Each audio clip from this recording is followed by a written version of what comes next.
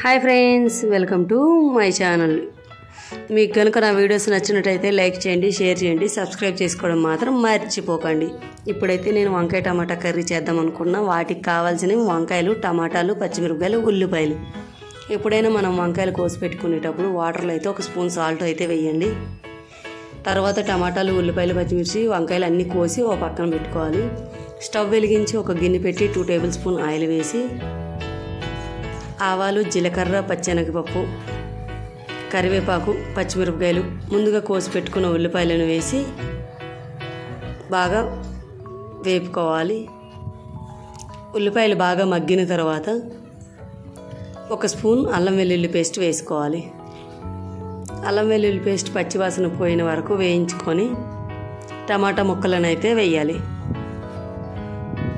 టమాటా ముక్కలు వేసిన తర్వాత 5 నుంచి 10 నిమిషాలు ఉడికించాలి. ఈ వీడియోని స్కిప్ చేయకుండా చూడండి. స్కిప్ చేయకుండా చూడటం వల్ల ఈ వంకాయ టమాటా కర్రీ ఎలా చేయాలో మీకు తెలుస్తుంది. చాలా అంటే చాలా టేస్ట్గా కూడా ఉంటుందండి. ఇప్పుడైతే టమాటాలు అయితే మగ్గిపోయినాయి. ముందుగా కోసి పెట్టుకున్న వంకాయ ముక్కలను వేసుకోవాలి.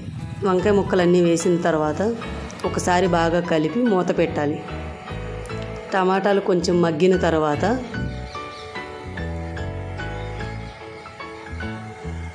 మీకు గనక మేమైతే ఈ స్టైల్లో అయితే చేస్తామండి. మీరు ఎలా చేస్తారో ఈ వీడియో చూసి ఒకసారి నాకు కామెంట్ అయితే చేయండి. ఇప్పుడు 1 స్పూన్ సాల్ట్ వేసి 1 స్పూన్ పసుపు వేసి ఒకసారి బాగా కలుపుకోవాలి.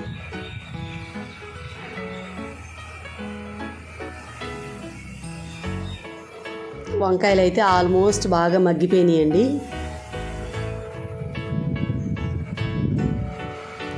ఇప్పుడు 1 స్పూన్ కారం వేసి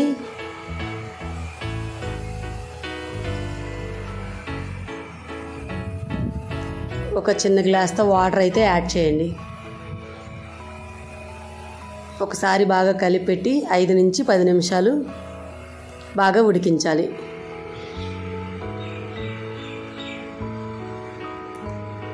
వంకాయ ముక్కలు అయితే బాగా ఉడికిపోయినాయండి. కూర కూడా రెడీ అయిపోయింది.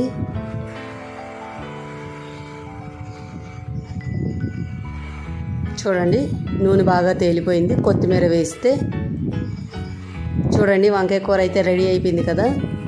ఇలా కానీ ఒకసారి ట్రై చేసి చూడండి. చాలా అంటే చాలా టేస్ట్గా ఉంటుంది. ఒకసారి ట్రై